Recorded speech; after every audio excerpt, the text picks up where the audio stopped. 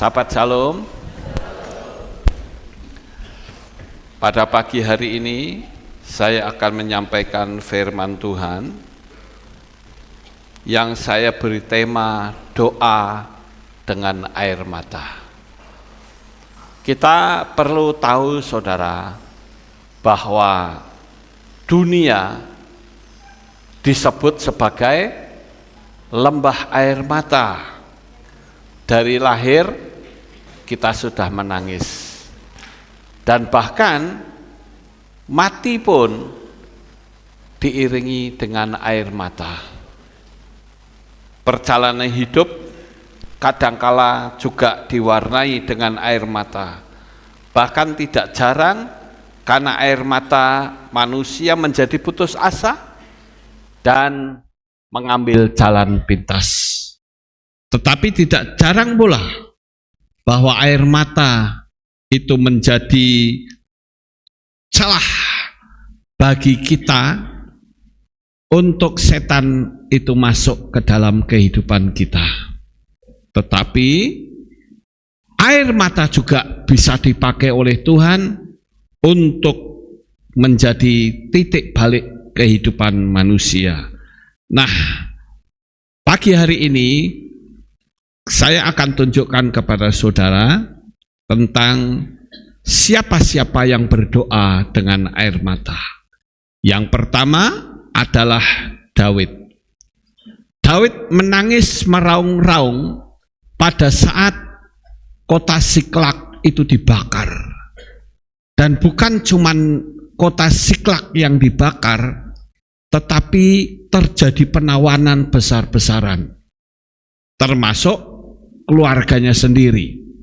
Kita melihat di dalam Samuel Alef pasal 30 ayat 1 sampai 4. Dan terjadilah pada waktu Daud dan orang-orangnya datang ke Siklak, pada hari ketiga orang-orang telah menyerang ke tanah Negeb, bahkan sampai ke Siklak, dan telah mengalahkan Siklak dan membakarnya dengan api.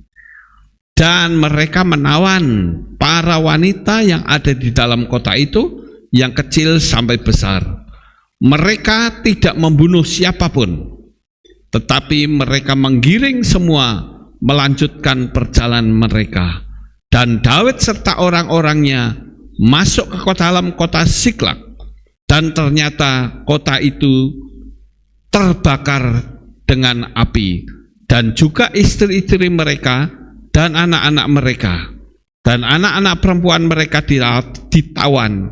Dan lalu Daud dan orang yang bersamanya meraung-raung menangis mereka sampai mereka tidak mempunyai tenaga lagi dalam diri mereka untuk menangis.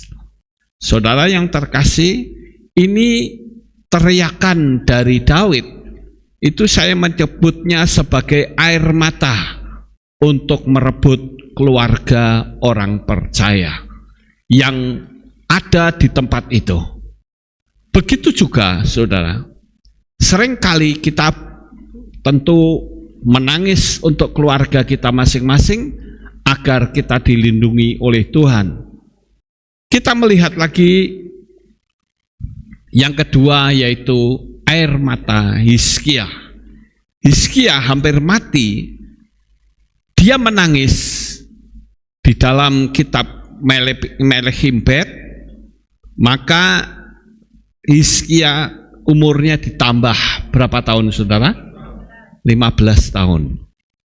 Di dalam Melekhimbet 20 ayat 3 dikatakan demikian. Aku berdoa kepadamu ya Yahweh, ingatlah bagaimana aku telah hidup di hadapanmu dalam kebenaran, dan dengan hati yang saleh aku telah melakukan apa yang baik di matamu. Dan menangislah Hizkia dengan terseduh-seduh. Kita semua tahu akibat tangisan Hizkia, maka dia mendapatkan tambahan umur. Seperti saya saudara, saya termasuk dapat tambahan umur, ya, yang seharusnya mati tapi ternyata masih hidup masih bisa melihat saudara, itu adalah penambahan umur. Nah, itu disebut dengan air mata pengharapan. Di dalam doa kita memiliki pengharapan di tengah kemustahilan. Orang berkata, itu mustahil. Ya itu kamu, tapi bagi saya tidak mustahil. Cuman hanya masalah waktu, saudara. Ini saya tanamkan berulang-ulang. Ini hanya masalah waktu. Ya, percaya saja bahwa visi dan misi kita pasti terwujud. Ya, haleluya. Ini masalah waktu, saudara.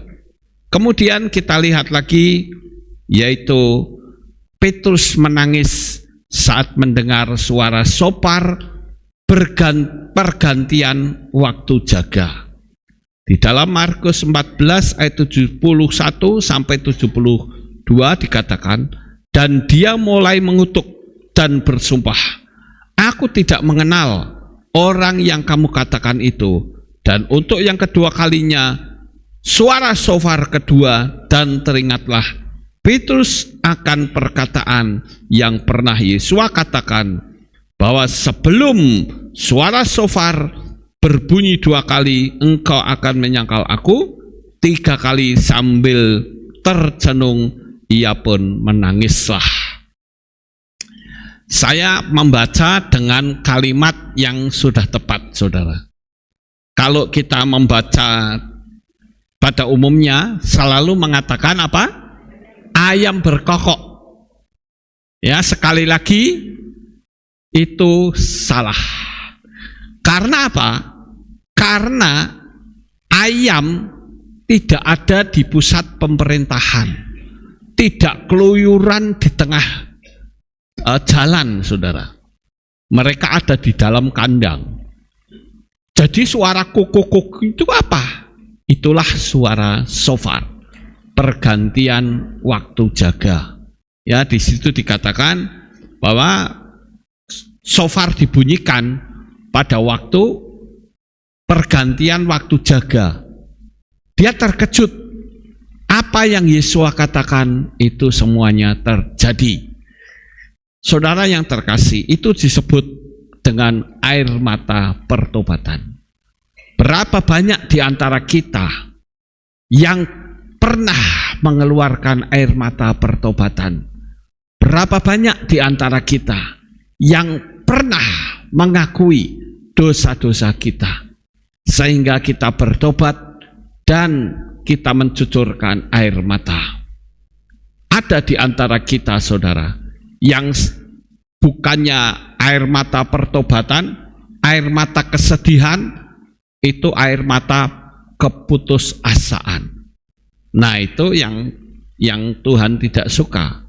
Kita tidak boleh putus asa. Kita yakin bahwa Bapa Yahweh yang maha kuasa, yang maha ajaib, dia pasti akan memberkati kita. Haleluya. Kita juga percaya bahwa apa yang dikatakan orang mustahil menjadi tidak mustahil bagi Tuhan. Hanya waktu saja. Berulang-ulang saya katakan hal ini supaya saudara menjadi yakin bahwa benar-benar melalui nama Yahweh kita berdoa, pasti doa kita terjawab.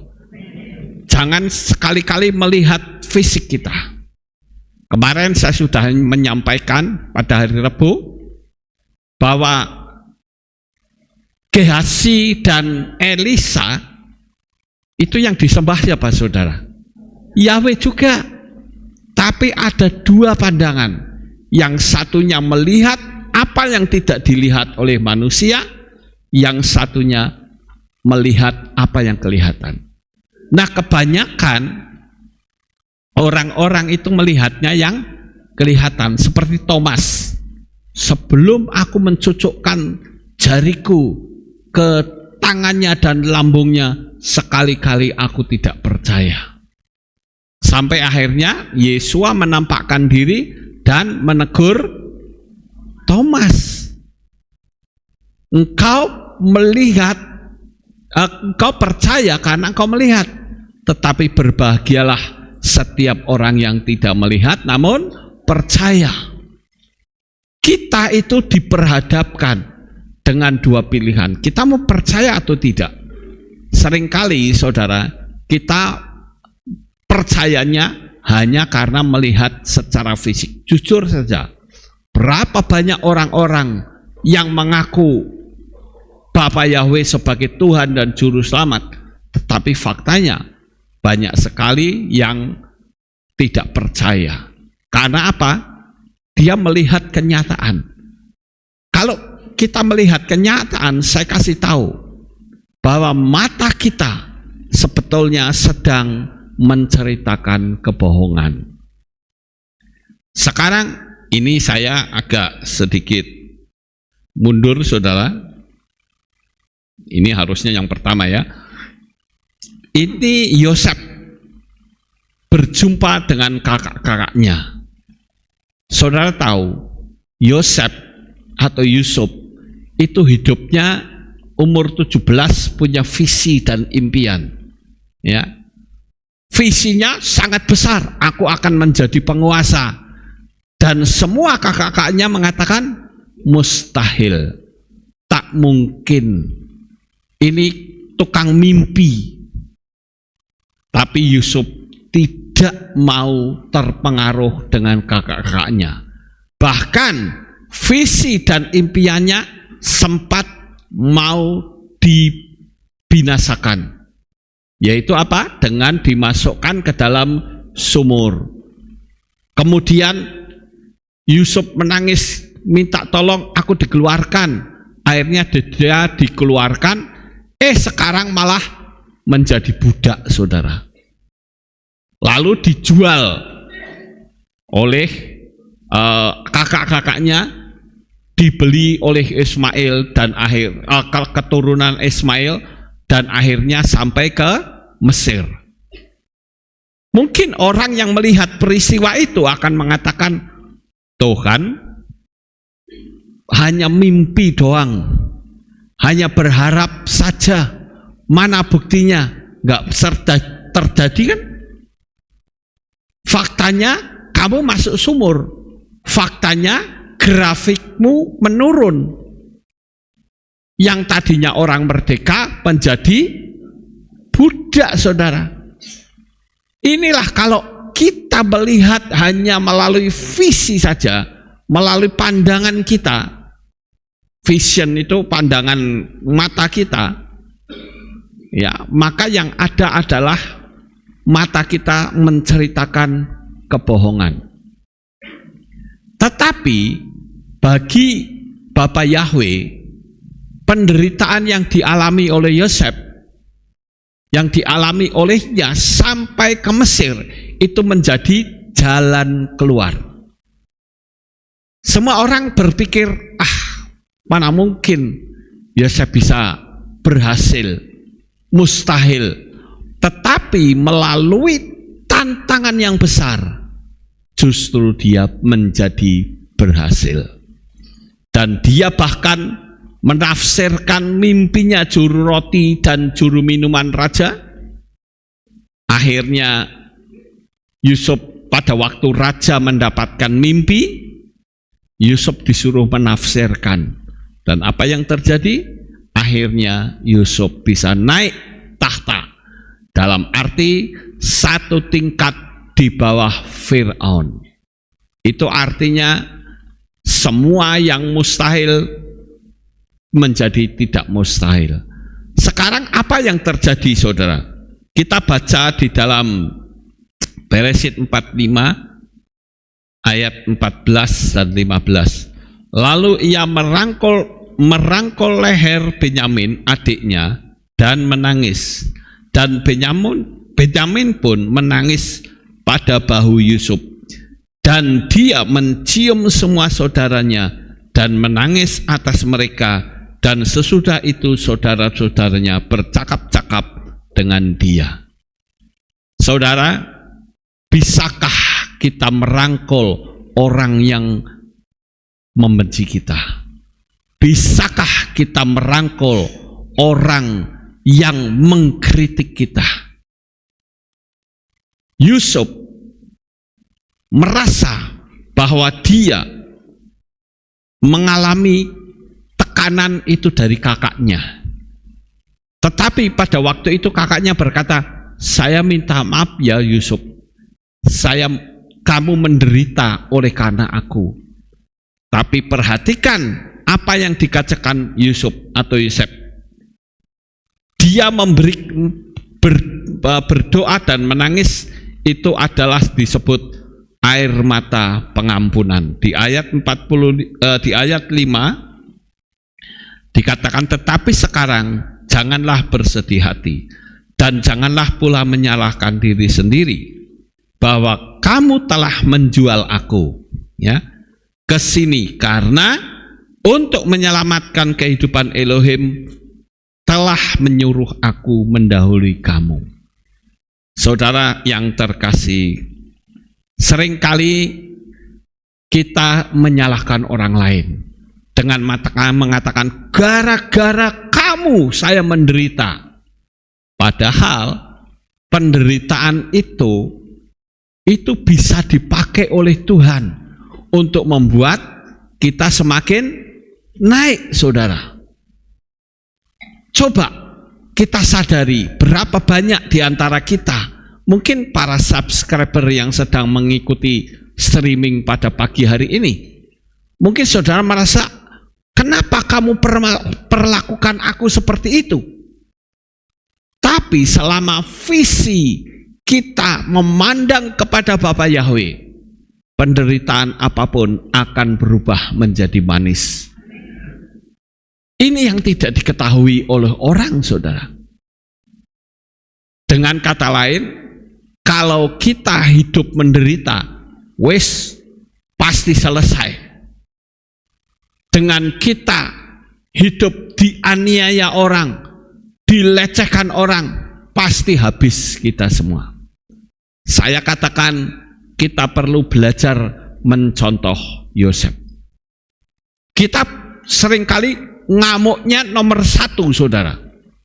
Ngamuk dulu, baru kita duduk diam. Nanti kalau sudah menyesal, percuma, ya. Lebih baik kita belajar kepada Tuhan bahwa seberat penderitaan kita itu bisa dipakai oleh Tuhan dalam kondisi apapun yang tidak diketahui oleh orang, saudara. Seperti kemarin waktu yang lalu saya kan sudah menceritakan tentang buruh yang pada demo di PT Yihong dari Tiongkok. Ya, kamu demo sama saya, saya berkuasa, tutup sisan pabrik. Wong saya punya pabrik lain di tempat negara lain, kayak di Vietnam segala. Ngapain saya tinggal di Indonesia, dikompasin orang saja. Akhirnya ditutup, minta dibuka lagi, terlambat. Karena perusahaan merugi besar. Karena ulah kamu. Saya berulang kali memberitahukan ini orang-orang yang tidak paham akan rezeki dan gaji. Gaji boleh kecil, tapi ingat, rezeki bisa 10 kali lipat gaji saudara, bahkan 1000 kali lipat gaji saudara. Ini yang seringkali orang berpikir, mana bisa, tak mungkin, mustahil. Pokoknya kita kalau sudah berdoa, pasti kita akan mendapatkannya. Amin. Hanya masalah waktu, saudara. Nah, kita nggak sabar, ya. Akibat nggak sabar, malah jadi bubar, saudara. Belajarlah kita sabar, karena ingin kita cepat-cepat itu betul. Ya, saya pun ingin cepat-cepat visi dan misinya terjadi. Tapi Tuhan bilang, sabar ya nak, percaya saja. Saya katakan, baik Tuhan. Saya percaya akan prinsip dari firman Tuhan. Mau tidak mau, suka tidak suka, kita akan berurusan dengan yang namanya waktu. Karena kita tinggal di dimensi waktu. Bukankah saya sudah pernah berbicara tentang dimensi? Beberapa tahun yang lalu ya, kalau nggak salah setahun yang lalu, saya mengatakan tentang dimensi. Nah, kita belajar, saudara. Jangan coba-coba untuk bersungut-sungut kepada Tuhan. Kemudian yang selanjutnya, Maria Magdalena yang meminyaki kaki Yesua. Coba kita baca di ayat 37-38 di kitab Lukas 7. Ya. Dan tampaklah seorang wanita di kota itu. Ia adalah orang berdosa. Perhatikan, ia adalah orang berdosa. Kenapa ditulis orang berdosa?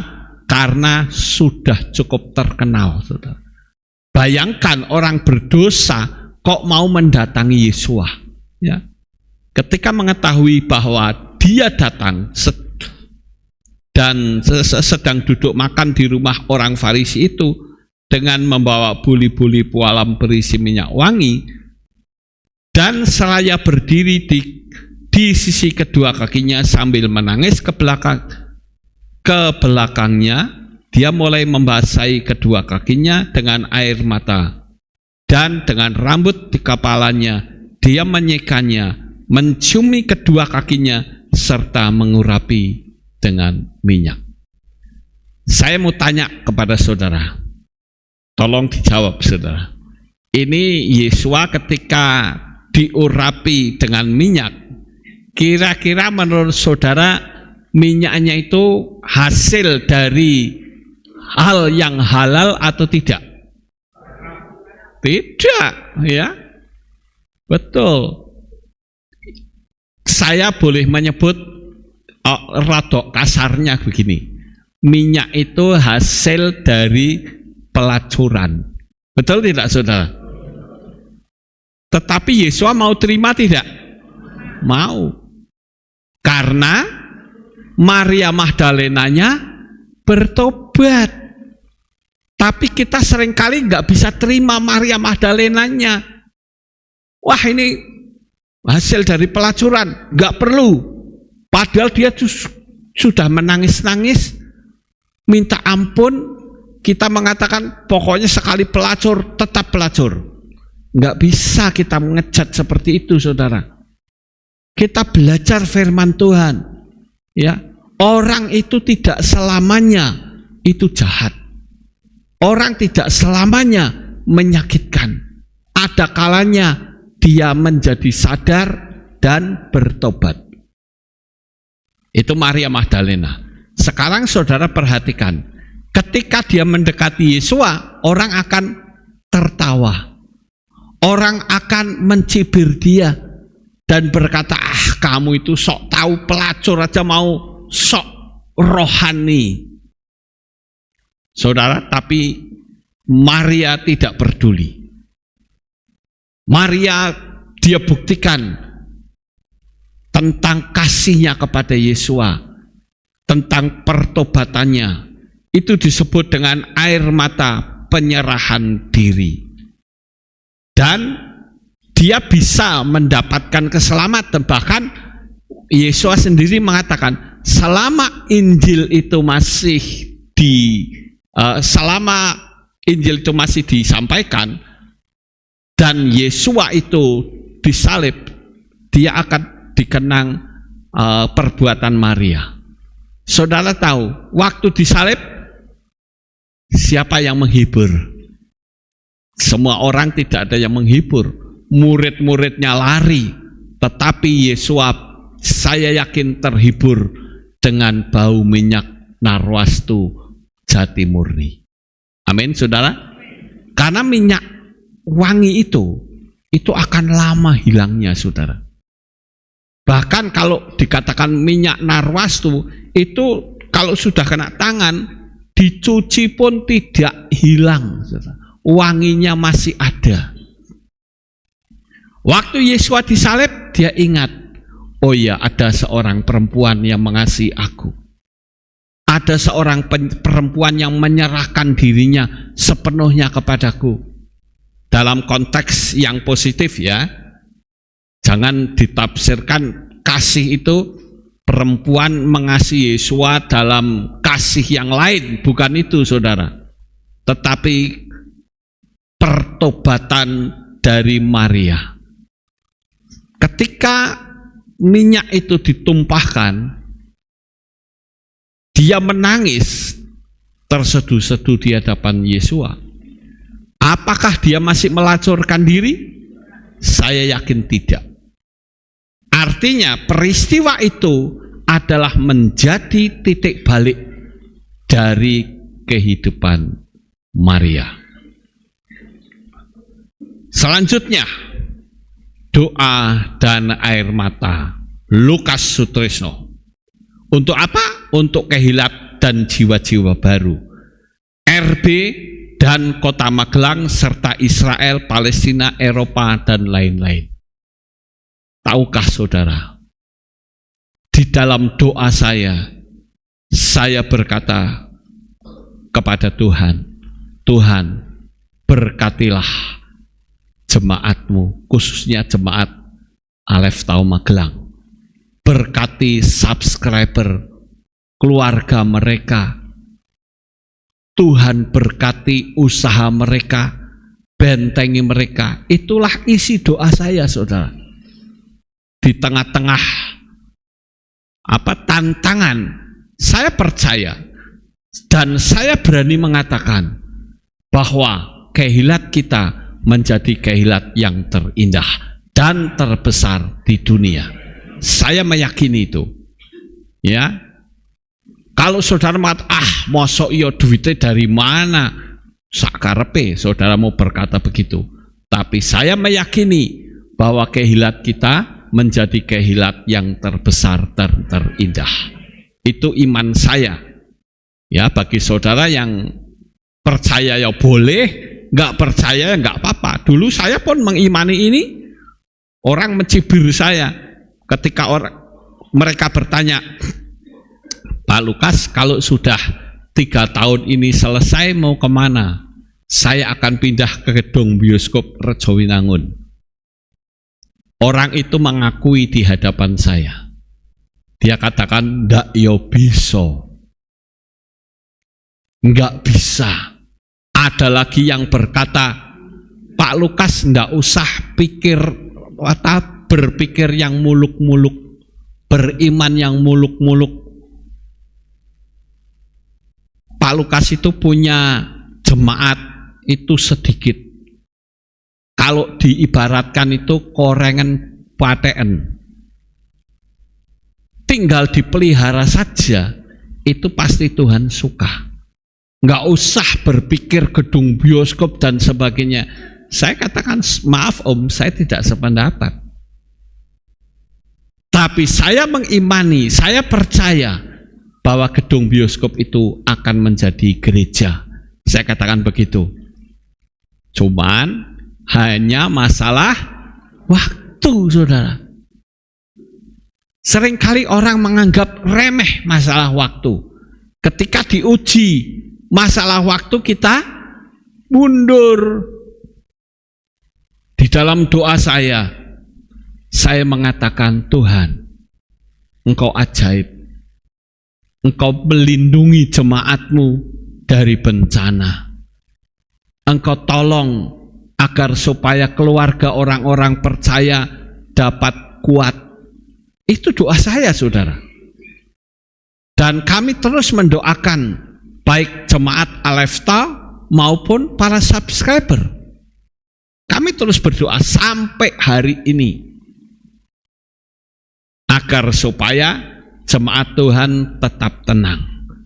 Karena saudara tahu, sekarang ini banyak sekali orang-orang yang percaya kepada Bapa Yahweh, tetapi pengajarannya menyimpang. Saudara mesti hati-hati itu. Ya, jangan pernah kita berpikir Saya herannya ya, banyak orang yang selalu berpikir, nggak apa-apa, aku tak masuk ke gereja A, gereja B, gereja C. Yang disembah siapa? Nggak apa-apa kan? Mereka berkata dengan nama sesembahan lain, saya menyembah dengan nama Yahweh. Ya nggak apa-apa. Tapi menjadi apa-apa bagi Tuhan. Saudara, saya ingin agar kita menyadari ini akhir zaman, waktu sudah semakin dekat. Kalau kita aclok-aclokan, kita kesana kemari, kita tidak mendapat pengajaran yang pas. Saudara tahu, sampai kemarin, ya, bahkan ada orang yang WA mengucapkan Happy Friday. Piye saudara? Happy Friday. Ya, selamat hari Jumat Agung. Loh, pengagung Bapak Yahweh kok masih mengucapkan selamat Jumat Agung, lah berarti lah enggak ngikuti saudara.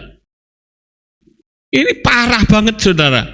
Sampai saya katakan kamu mesti tidak mengikuti video saya. Lah kita itu sudah tidak Jumatan Agung Kalau Jumat Agung itu yang diagungnya sopo? Kenapa disebut Jumat Agung, saudara? Sing agung itu apanya? Dan di mana di dalam kitab suci ditulis Jumat Agung? Ini kan parah, saudara. Ada pula yang bertanya, kamu sudah dibaptis pembaruan belum? Saya sudah dibaptis Yesua. Lah, kapan nih baptis? Jadi kita harus tahu tentang banyak hal-hal aneh yang mulai bermunculan. Pengagung Bapak Yahweh tetapi tidak mau dibaptis. Lah kok membaptis? Ada pula yang bikin baptisan apa namanya? Kalau kita kan pakai istilah baptisan pembaharuan, saudara. Ada yang pakai istilah baptisan peneguhan. Lawang baptisan saya saja ditolak kok. Berarti kan dia belum dibaptis. Kok berani membaptis peneguhan? Ini mempermainkan nama Yesua, saudara. Mempermainkan nama Yahweh. Hati-hati, saudara. Saya di dalam menyampaikan firman Tuhan juga hati-hati. Saudara tahu, di dalam doa saya percaya bahwa doa saya dibawa ke kirbat. Kita baca di dalam kitab Tehillim pasal 56 ayat 9 dikatakan, engkau telah menghitung pengembaraanku, iya, tampunglah air mataku dalam kirbatmu. Bukankah itu ada dalam kitabmu? Saudara tahu kirbat itu apa? Kirbat adalah tempat minum yang terbuat dari kulit, saudara. Tetapi kirbat juga merupakan situs kuno. Ya, situs kuno. Itu menurut AI. Tapi saya katakan dalam hal ini kirbat yang dimaksud adalah tempat minum. Jadi air mata saudara itu ditampung dalam kirbatnya Bapak Yahweh. Percayalah, air mata saudara akan berubah menjadi mata air. Air mata saudara akan berubah menjadi apa yang menjadi visi dan impian saudara, semua terwujud. Ya, itulah doa saya. Sekarang yang terakhir, air mata taburan yang baik. Di dalam kitab Tehillim 126 ayat 5-6, siapa yang menabur dengan air mata akan menuai dengan sorak-sorai. Sesungguhnya siapa yang berjalan dan menangis sambil membawa sekantong benih untuk ditabur akan pulang dengan bersorak-sorai sambil membawa berkas-berkasnya. Orang yang menabur dengan mencucurkan air mata akan menuai dengan bersorak-sorai. Orang yang berjalan maju dengan sambil menangis, sambil menabur benih akan pulang dengan bersorak-sorai sambil membawa berkas-berkasnya. Sekali lagi, doa dan air matamu tidak sia-sia di hadapan Tuhan. Ini hanya masalah waktu saja. Saya tanamkan kepada saudara bahwa misi dan visi saudara pasti terwujud, hanya masalah waktu. Begitu waktunya sampai, saudara akan bersukaria, bersukacita di dalam Bapa Yahweh. Amin. Firman Tuhan, Bapa Yahweh memberkati saudara, sukses besar untuk saudara. Kita tunduk kepala, kita akan berdoa. Terima kasih Bapa Yahweh. Kami bersama-sama telah mendengarkan firman-Mu. Biarlah apa yang kami dengar, kami tanamkan di dalam hati, dan bukan cuma kami mendengar, tetapi kami juga melakukannya. Terima kasih Bapa Yahweh, dan kami mohon Engkau memberkati firman-Mu kepada semua orang yang mendengar, baik jemaat Aleph Tau maupun jemaat subscriber semuanya. Di dalam nama Adonai Yeshua HaMashiach kami sudah berdoa. Amin. Kita akan dengar pengumuman. Shalom, berjumpa kembali dalam Aleph Tau Update News. Berikut kami sampaikan pengumuman minggu ini. Hadirilah hari raya yang telah ditetapkan oleh Bapa Yahweh, Hari Raya Bikurim atau Buah Sulung, pada hari Minggu 20 April 2025 pukul 6 pagi dengan tema Berikan yang terbaik untuk Yahweh. Jemaat dipersilahkan untuk memberikan persembahan sulung kepada Bapa Yahweh. Hari raya selanjutnya, Matzah penutup, diadakan sore harinya pada hari Minggu 20 April 2025 pukul 6 sore dengan tema Kuasa Yahweh menyembuhkan dan memulihkan. Akan dilangsungkan pemberkatan perkawinan pasangan Elang M. Deni Aziz Lesmana dan Frida Krisalia pada hari Sabtu 26 April 2025 pukul 10 pagi di Kehilat Aleph Tau. Pengumuman ini disampaikan hanya sebagai informasi. Divisi Ibadah Anak akan mengadakan fellowship keluarga dengan tema Pengampunan yang Memulihkan Keluarga yang dilaksanakan pada hari Minggu 27 April 2025 pukul 8.45 di Kehilat Aleph Tau. Dimohon orang tua bisa ikut mendampingi anak-anak dalam kegiatan tersebut dan mengisi form konfirmasi kehadiran pada link Google Form yang sudah dibagi di grup kelas, atau dapat menghubungi Saudari Rahel dan Saudari Elva. Bagi kamu yang berjiwa muda, yuk datang dalam ibadah youth yang diadakan setiap hari Sabtu pukul 5:30 sore di Kehilat. Mari bersama-sama memuji dan memuliakan Bapa Yahweh dengan penuh semangat. Demikian pengumuman minggu ini. Sampai jumpa di Aleph Tau Update News selanjutnya. Bapa Yahweh memberkati. Amin. Itulah pengumumannya. Jangan lupa besok adalah Hari Raya Bikurim. Saudara diberikan kesempatan untuk memberikan persembahan bagi Bapa Yahweh yang terindah. Sekarang kita akan akhiri kebaktian kita. Mari saudara kita bangkit berdiri, kita akan berdoa. Terima kasih Bapa Yahweh. Selesai sudah ibadah kami dari awal, pertengahan sampai pada akhirnya.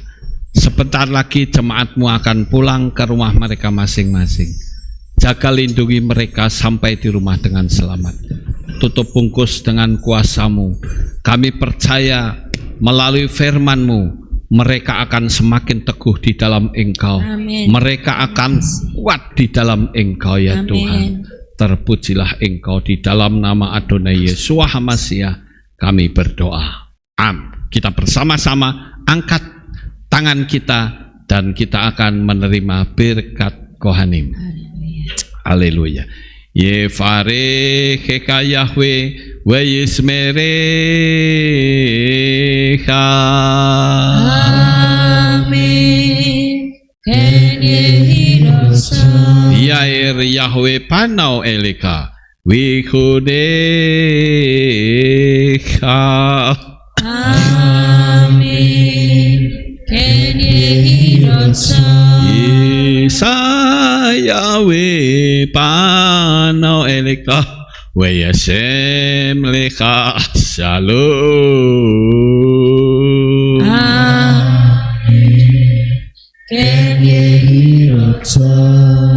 Baruk ata bair ufaruk ata besadeh. Diberkatilah engkau di kota dan diberkatilah engkau di ladang. Amin. Baruk peribitneka ufri atmateka ufri fahemtika sikar alapeka wa esterotenika. Diberkatilah buah kandunganmu, diberkati hasil bumimu, hasil ternakmu, anak-anak lembumu dan anak dombamu. Amin. Baruk tan aka umisarteka. Diberkatilah bakulmu dan tempat adonanmu. Amin. Baruk atap boboika ufaruk ata betseteka. Diberkatilah engkau pada waktu masuk dan diberkatilah engkau pada waktu keluar. Amin.